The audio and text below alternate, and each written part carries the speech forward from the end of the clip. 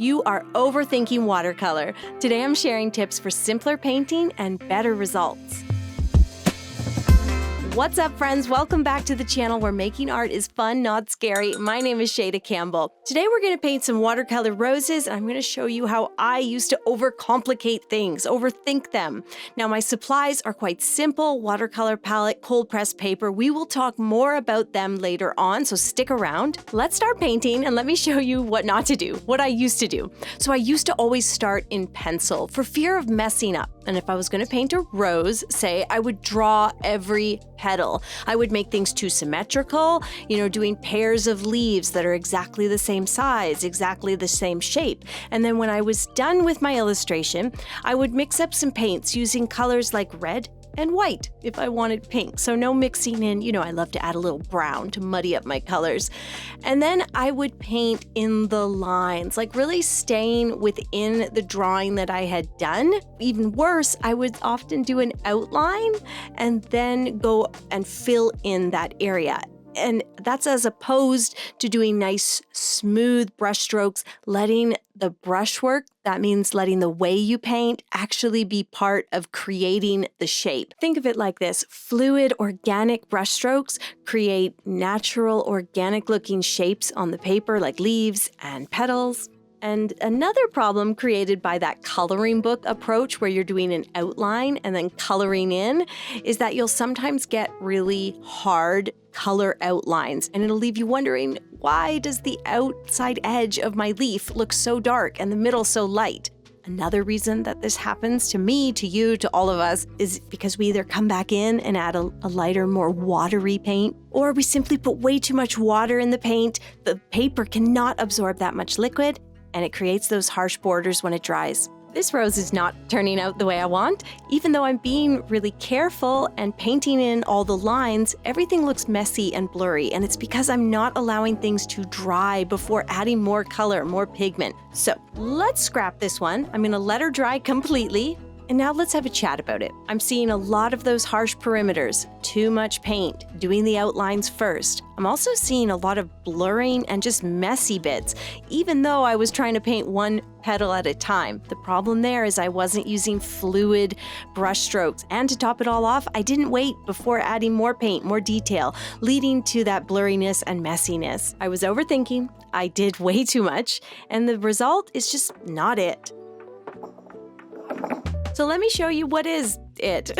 And we'll start by talking about supplies in more detail. I am using my Shayda Campbell set of watercolor pans, 24 little cakes with all my favorite colors, good greens, good magentas. I've got a couple glasses of clean water, one for cool colors, one for warm colors, paper towel for blotting my brush. I'm working on 140-pound cold pressed paper, and I have two brushes, a number 8 filbert and a number 6 round. Having two different brushes is very important.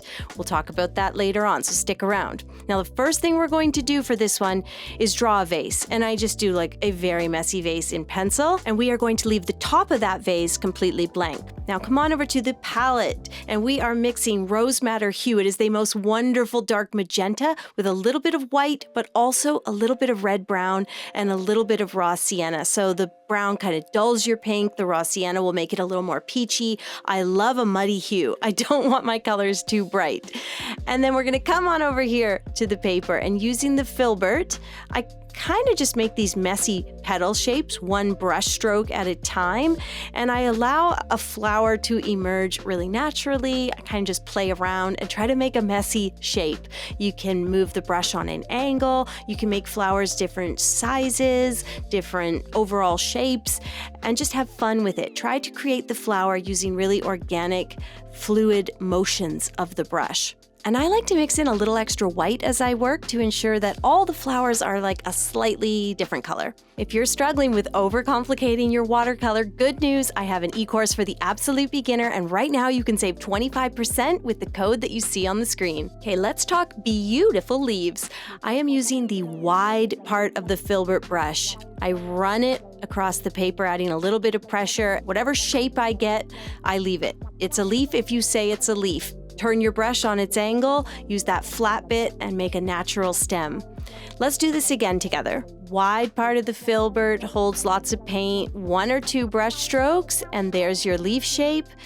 It's very perfectly imperfect. Not all of them have to come to a perfect fine point, and then you come back in on that angle. You use that part of the brush to do a very thin little stem and connect those leaves. I'm also using a green, I'm using sap green with olive green, and then I've put like a hint of Payne's gray in there, which is a blue gray, and I love the color that that gives me. I'm doing leaves of all different shapes and sizes. If you do kind of a thin, narrow leaf, it will look as though the leaf is on more of an angle. Doing some very dark leaves, so lots of Payne's gray mixed in or lots of brown mixed in or whatever, can give you a sense of depth, can give your piece a bit more depth, and definitely paint some leaves and flowers onto the vase area to give your bouquet this sense of being very full and cascading over the vase. Now for the first time, we are going to switch our paintbrush. So wash that filbert and set it aside and grab your round brush. Mine is a number 6, and I'm going to mix up a blue, but you can use any color for the vase. I'm using ultramarine and Payne's gray, and all I'm going to do is outline the vase on the left-hand side and then use that line as a guide and keep repeating it till I get to the center, and then go the other way on the right-hand side, repeating the curve of the outer right edge to give your vase a funky shape, a bit of round and a nice pattern all at the same time. I put a little base on mine, and then I might just thicken up a few edges wherever I feel like it needs it. And finally, I will add the top of the vase kind of in behind those flowers and leaves. Now we need to let that dry completely. No messy edges and blurred lines here. And then I'm taking this beautiful mix of that rose madder hue and a bit of red brown. I've got this great dark color. I'm just going to kind of paint a messy starburst or flower right at the center of one of these roses. Then I'm going to go around and do these messy little curly, bumpy lines. And I'm hinting at the idea of there being layers and layers of petals. It's messy, it's free, and I love the way it looks. You can also just do the starburst and leave it at that. I think that looks so graphic and punchy and cool. You can do the starburst in the center and a few small petal lines. It's totally up to you. All I'll say is knowing when to do less is a huge part of the artistic process. I tend to do too much, and it's something that I work on every time I paint. I also recommend going outside of the pink area. So when you're painting these little messy petals, make sure that some of them are on the white part of the page. Not everything has to match up perfectly. Next up, I'll mix a little bit of Payne's gray into my olive green and sap green mix to give me a lovely dark green color. And I'm going to use the tip of the number 6 round brush to do a little wet on dry technique. Wet on dry is just what it sounds like. You're using wet pigment on top of the paint that has already dried. In this way, you can be really precise, just like we did with the flower petals. And we can do little lines on the center of the leaves to give them a little motion. We can darken things up if we want. We could do outlines on the leaves like we did with the petal shapes. So totally up to you. I just did some center lines, and then I am sort of done. And I love that doing less helped me to create something that looks voluminous and exciting and free and pretty. You can see that there was effort put into this, but it looks fun, I think. It looks alive. And I want to top that off and do a little bit extra. And so I mixed a really pretty lavender color. So this is ultramarine and rose madder hue with some white and lots of water. And I am just doing a border, and I'm using the wide edge of that filbert to paint across each section. And then I'm just doing semicircles in the corners. So it gives you this very playful border. Again, you've done less and it looks so cute. They are not all symmetrical, not by a long shot, so don't worry if yours isn't.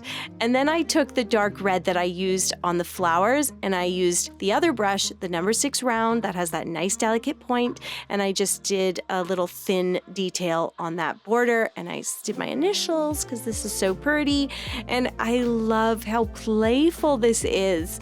By doing less and not overthinking things, we created something So lovely. And so if you are overcomplicating your watercolor, try this approach where it's about the brushwork, where you're waiting, you're giving yourself a minute. I used to think that painting free and loose meant painting really fast. That is not the case, it turns out.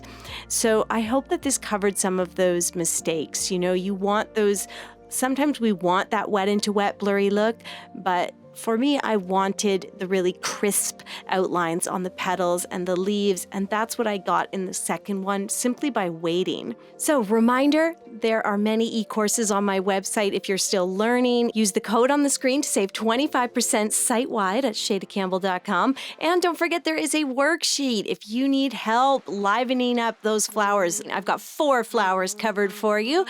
Simple watercolor ideas that you can implement this weekend. Head to patreon.com. It's only $3 a month to become a member and get all of this weekly bonus content. Thanks for hanging out, friends. That's all from me. Oh, and hit that subscribe button. Okay, bye.